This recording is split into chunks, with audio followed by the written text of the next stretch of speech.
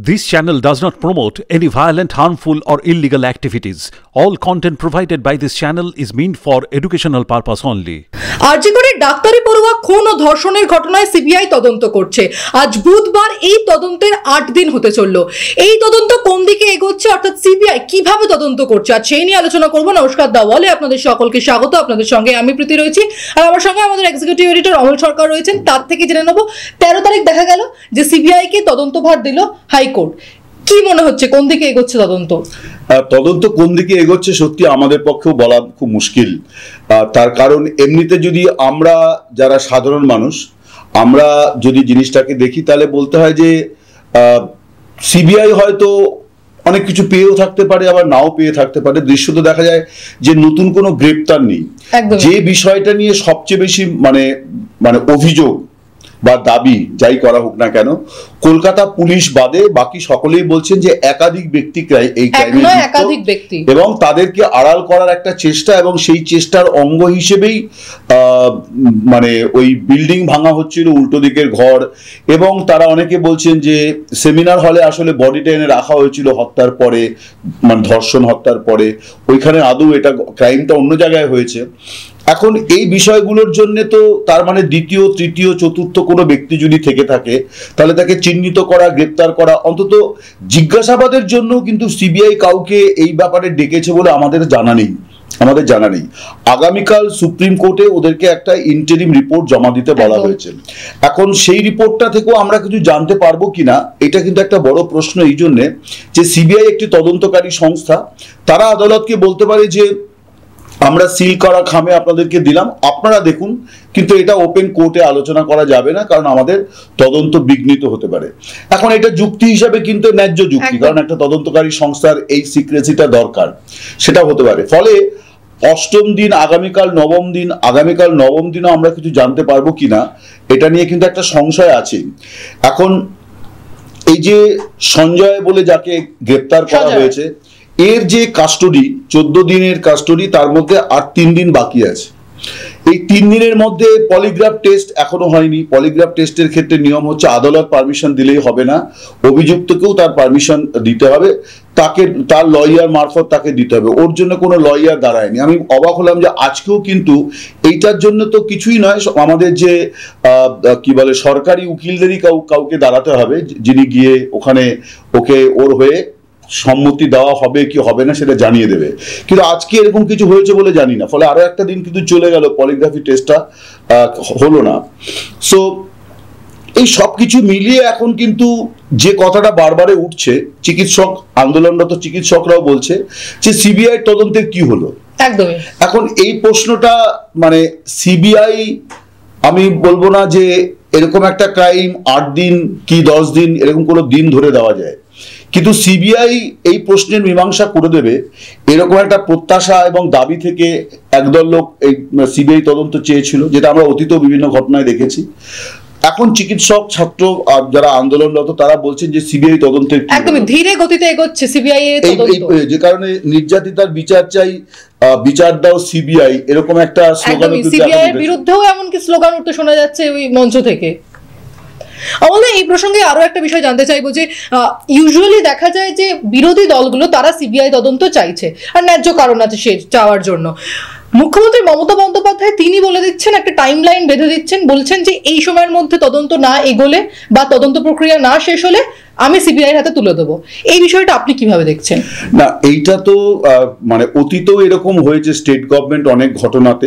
এখানেও আগের যে সরকার তারাও বিভিন্ন ঘটনাতে কিন্তু নিজেরাই সুমোটো সিবিআই তদন্তের নির্দেশ মানে কথা বলেছে যে আমরা এটা সিবিআই কে হ্যান্ড ওভার করে দিচ্ছি। এই যে ঘটনাটা, এটার স্পর্শকাতরতাকে মাথায় বিবেচনায় রেখেই মুখ্যমন্ত্রী কথাটি বলেছিলেন বলে মনে হয়, যে কলকাতা পুলিশকে একটা সময় দেওয়া হলো, তারপরে, এবং যেহেতু মানে সিবিআই কথাটা উনি আরো একটি কারণে বলেছিলেন যে এই ঘটনাটার মধ্যে কিন্তু পুলিশের একটা ভূমিকার বিষয় কিন্তু আছে। সেটি হচ্ছে অভিযুক্ত সে সিভিক ভলান্টিয়ার, সে পুলিশের ব্যারাকে থাকে, সেখানে মাঝরাত থেকে বেরিয়ে আসে, তার মোটর সাইকেলে পুলিশ লেখা, ভোর রাতে গিয়ে ঢুকে পড়ে। তার মানে পুলিশের কারো না কারো আশ্রয় প্রশ্রয় সে পেয়েছে, ফলে পুলিশের ভূমিকাটাও আন্ডার কোয়েশ্চেন। মুখ্যমন্ত্রী হয়তো এই সমস্ত বিবেচনা করেই উনি একটা বলেছিলেন যে আমি রবিবার পর্যন্ত সময় দেব, তার মধ্যে যদি পুলিশ গোটা জিনিসটা নিষ্পত্তি করতে না পারে তখন আমি সিবিআইকে দিয়ে দেব।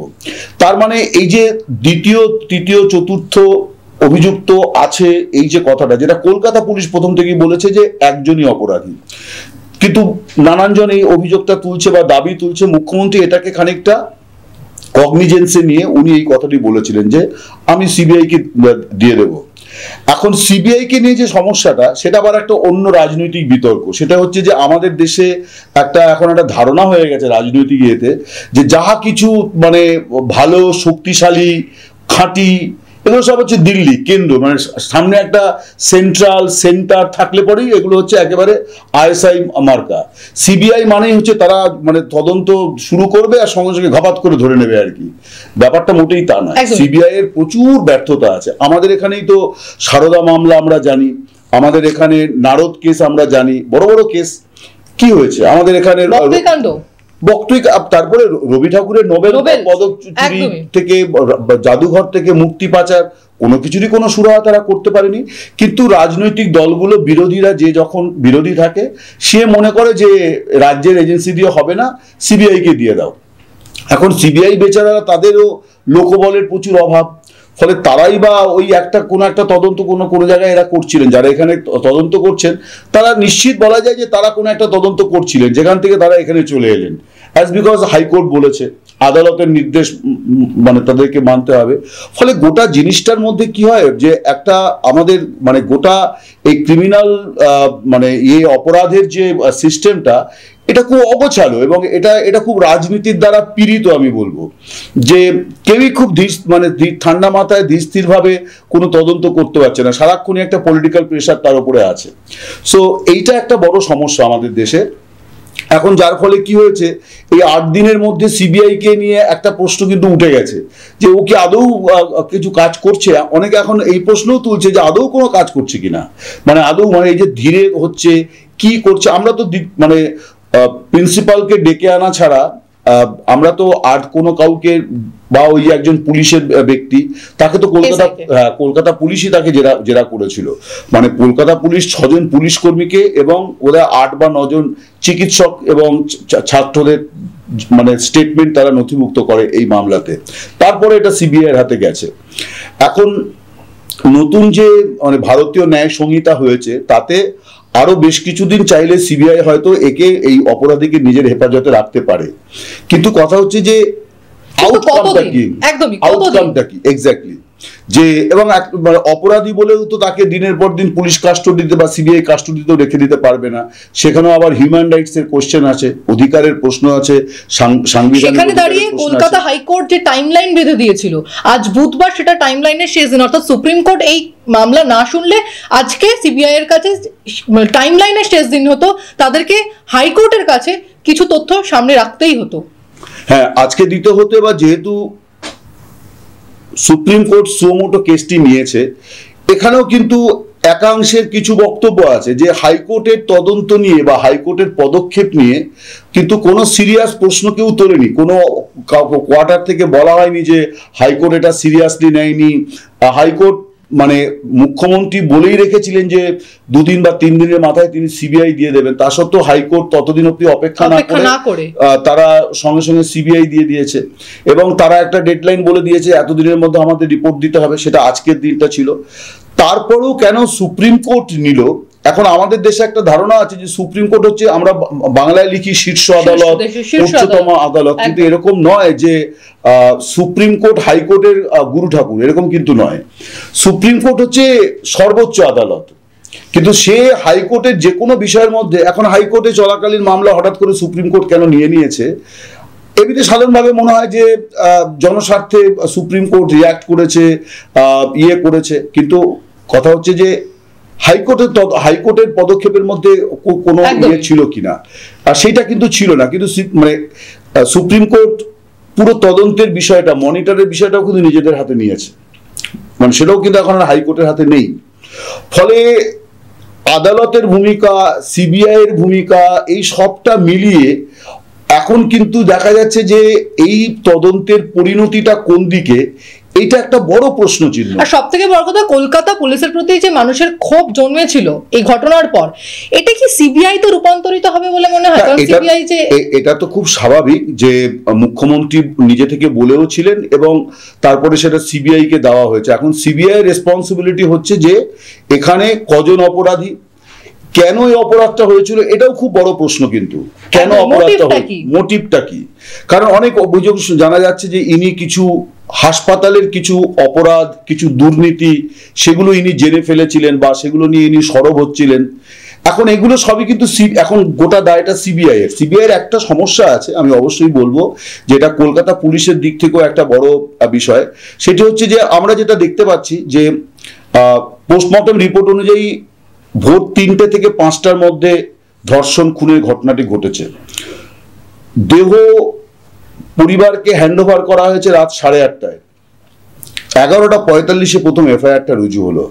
মানে এইরকমটি হয় না যে দেহ হ্যান্ডওভার করা হলো তারপর এফআইআর হলো, এফআইআর হবে তারপরে দেহ হ্যান্ডওভার করা হবে, কিন্তু এখানে তা হয়নি। তার নানা রকম ব্যাখ্যা দেওয়া হচ্ছে, বাবা মা শোকাহত ছিলেন, তারা কথা বলতে পারছিলেন না, কিন্তু তারপরেও বডিটা প্রিজার্ভ করে রেখে এফআইআরটা করে তারপর বডিটা দেওয়া। ময়নাতদন্ত নিয়েও একাধিক অভিযোগ উঠছে। এখন এখানে মুশকিল হচ্ছে যে দেহ তো দাহ হয়ে গেছে। এখানে একটা প্রাসঙ্গিক ঘটনা আমি বলি, সেটি হচ্ছে যে গত বছর আইআইটি খড়গপুরের একটি ছাত্র ফৈজান আহমেদ, গুয়াহাটির বাড়ি তার একটা অস্বাভাবিক মৃত্যুর ঘটনা ঘটে। খড়গপুর থানা এবং আইআইটি কর্তৃপক্ষ তারা বলে যে এটা সুইসাইড, এবং আইআইটিতে আমরা সবাই জানি যে আইআইটিতে সুইসাইডের ঘটনা প্রচুর আছে, অ্যাটেম্পট টু সুইসাইড এগুলো হচ্ছেই, এটা খুব একটা অ্যালার্মিং বিষয়। ফলে সুইসাইড বলে দেওয়াটা কিন্তু একটা প্রাথমিক মানে একটা কি বলবো গ্রহণযোগ্যতা পেয়ে যায়, বিশেষ করে আইআইটিতে এরকম ঘটনা ঘটলে। কিন্তু ওর বাবা মা তারা প্রথম থেকেই বলছিলেন যে আমাদের ছেলে সুইসাইড করতে পারে না, আমরা কোনো কার্যকারণ দেখতে পাচ্ছি না। ফলে তারা কলকাতা হাইকোর্টে মামলা করে, বিচারপতির একটা অসাধারণ ভূমিকা পালন করেন। তারা দীর্ঘ সময় ধরে শুনানি করার পরে তারা ফাইনালি ওর বাবা মায়ের আর্জি মেনে দ্বিতীয়বার পোস্টমর্টেম করার দেয়, এবং সেকেন্ড পোস্টমর্টেমে কিন্তু বেরিয়েছে যে এটা মার্ডার, খুন করা হয়েছে, মার্ডার। এই ক্ষেত্রে সেই সুযোগ নেই। এটা একটা সিবিআই এর ক্ষেত্রে একটা প্রতিবন্ধকতা যে একাধিক ব্যক্তি ছিলেন কিনা এটা কিন্তু বডি চেক করেও করা যায় পোস্টমর্টেম রিপোর্ট থেকে। এবার পোস্টমর্টেমটা কতটা সিরিয়াসলি, কতটা কি করা হয়েছে, সেখানে কোনো ম্যানিপুলেশন করা হয়েছে কিনা, এর কোনো কিছুই এখন জাজ করা একমাত্র পোস্টমর্টেম রিপোর্টটা সিবিআই কোনো বিশেষজ্ঞকে দেখিয়ে বলতে পারেন। যেমন আমাদের এখানে একজন অজয় গুপ্ত, যিনি খুব নামকরা ময়নাতদন্ত এক্সপার্ট, তিনি কিন্তু গোটা ঘটনাটা শুনে বলেছেন যে এটা একাধিক ব্যক্তির কাজ, একজনের কাজ এটা হতে পারে না। এখন সিবিআই যেটা করতে পারে যে এই পোস্টমর্টেম রিপোর্টটা তারাও কোনো এক্সপার্টদের দেখাতে পারে যে তারা পোস্টমর্টেম রিপোর্টের মধ্যে কোনো কন্ট্রাডিকশন আছে কিনা, যে আগের লাইনে এই লিখেছে কনক্লুশনে এই লিখেছে, সেটা কিছু আছে কিনা আমরা জানি না। ফলে সিবিআই সেটা আড়ালে কি করছে তাদের নিজস্ব চ্যানেলে আমরা জানি না। কিন্তু সাধারণ মানুষের মধ্যে এই ঘটনার যে প্রতিক্রিয়াটা তৈরি করেছে, এই যে হাজার হাজার মানুষ পথে নেমেছে, যাদের কোনো রাজনৈতিক ঝান্ডা নেই, যারা সবসময় বলছে যে মানে জাস্টিস আমরা চাই, এই জাস্টিস দেওয়ার ক্ষেত্রে এখন কিন্তু দায়টা সিবিআই এর ওপরে, এবং যে কারণে বিজেপির ওপরে কিন্তু এখন একটা বিরাট পলিটিক্যাল প্রেসার আছে। মানে জিনিসটা তৃণমূলের দিক থেকে এখন কিন্তু বিজেপির দিকে শিফট করে যাচ্ছে। সেটা হচ্ছে যে তোমরা সিবিআই চেয়েছিলে, মুখ্যমন্ত্রীও সিবিআই দিতে চেয়েছিলেন, সিবিআই তদন্ত 8 দিন হয়ে গেল, নতুন কি পাওয়া গেল? একদম নতুন কি পাওয়া গেল? ফলে এই মুহূর্তে আমি বলবো যে সিবিআই খানিকটা বিজেপির বোঝা হয়ে গেছে। অনেককে ডাকা হয়েছে, কিন্তু তারা কেউ অভিযুক্ত কিনা সেটা হলে পরে তো তাদেরকে হেফাজতে নেওয়ার ব্যাপার আছে। প্রিন্সিপালকে অনেকবার ডাকা হয়েছে, আজকেও সম্ভবত মানে বুধবার দিনও ডাকা হয়েছে, কিন্তু তাকেও হেফাজতে নিয়ে কিন্তু জেরা করা যেটাকে আমরা বলি সেটা নয়। এটাকে আইনের ভাষায় বলা হয় জিজ্ঞাসাবাদ, এটা জেরা নয়। জেরা হবে যাকে আমি মনে করব যে যিনি অভিযুক্ত, এফআইআর এ তার নাম থাকবে, তখন তাকে আমি হেফাজতে নিয়ে এখনো পর্যন্ত সেই জায়গায় জিনিসটা যায়নি। এখন যেটা এই মুহূর্তে যেটা আমি বলছিলাম একটু আগেও, যে রাজনীতির জায়গাটা যদি আমরা দেখি, তাহলে মমতা বন্দ্যোপাধ্যায় তার এই যে মানে প্রায় 13 বছর মতন তার যে সময়কাল উনি পশ্চিমবঙ্গ শাসন করছেন, সবচেয়ে বড় একটা মানে সমস্যার মুখোমুখি ওনার প্রশাসন হয়েছে। এইরকম ঘটনা যেখানে কেন্দ্র করে সাধারণ মানুষ পথে নেমে এসেছেন, ইরেসপেক্টিভ অফ দেয়ার পলিটিক্যাল মানে বিশ্বাস, অরাজনৈতিক প্রতিবাদ, হ্যাঁ মানে তৃণমূলের প্রচুর লোকেরাও কিন্তু নেমেছেন। মানে ওই রাতের আন্দোলনে এমন নয় যে তৃণমূল সমর্থক মহিলারা ঘরে বসেছিলেন, তারাও পথে নেমেছিলেন। তারা জাস্টিস চান, তারা এটার শেষ দেখতে চান। এখন একটা শাসক দল এবং একটা প্রশাসকের কাছে এটা মোটেই স্বস্তিদায়ক নয়। কিন্তু এই মুহূর্তে আজকে এই যে বুধবার যখন সুপ্রিম কোর্টে সিবিআই যাবে আগামীকাল, তার আগের পর্যন্ত যে পরিস্থিতি খানিকটা বোধহয় পরিবর্তন হয়েছে। সেটা হচ্ছে যে জিনিসটা তৃণমূল যেরকম বিপদে ছিল, বিপদটা তাদের পুরো কেটে গিয়েছে কথা বলা যাবে না। কিন্তু আবার একই সঙ্গে আমি বলবো যে এই যে সিবিআই সিবিআই সিবিআই সিবিআই করে রাজনৈতিক দল, বিরোধী দলগুলো চিৎকার চেঁচামেচি করে, বিশেষ করে বিজেপি, আমি বামপন্থীদের কথা বলবো না, কারণ তারা কখনোই খুব একটা সিবিআই নিয়ে তারা ইয়ে করে না। তারা পদত্যাগ দাবি করেছে, আন্দোলন করছে, ইয়ে করছে, প্রশাসনের ভূমিকা নিয়ে প্রশ্ন তুলেছে।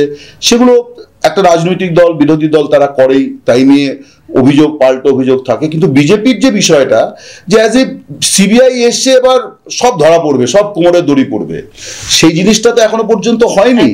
ফলে এখন কিন্তু জিনিসটা খানিকটা মোড় নিচ্ছে টুয়ার্ডস বিজেপি, যে কি হলো এবং আমরা যেটা দেখতে পাচ্ছি যে সিবিআই এর মুখপত্রের ভূমিকা অবতীর্ণ হয়েছেন বিজেপির রাজ্য নেতারা। তারা ব্যাখ্যা দিচ্ছেন যে সিবিআই এই যে 8 দিন ধরে তদন্ত করে কেমন যে কোনো অগ্রগতির দৃশ্য তো কিছু করতে পারেনি। মঞ্চ থেকেও একই কথা শোনা যাচ্ছিল। এইটা তো একটা রাজনৈতিক দলের জন্য অত্যন্ত লজ্জাজনক এবং অত্যন্ত অস্বস্তিকর। এবং এখন যেটা দাঁড়িয়ে গেল যে এই যে চিকিৎসক ছাত্রীর যে মর্মান্তিক মৃত্যু, তাকে কেন্দ্র করে যে ঘটনাবলী, তার দায় এখন বিজেপির ঘাড়েও তো চাপছে। তোমার এজেন্সি কি করছে, তুমি কি করলে? তোমরা তো সবসময় সিবিআই চাও। আমরা আগামীকাল দেখবো আগামীকাল সিবিআই কি বলে কোর্টে। কিন্তু আমার সংশয় আছে যে আদৌ সিবিআই ওপেন রিপোর্ট দেবে কিনা।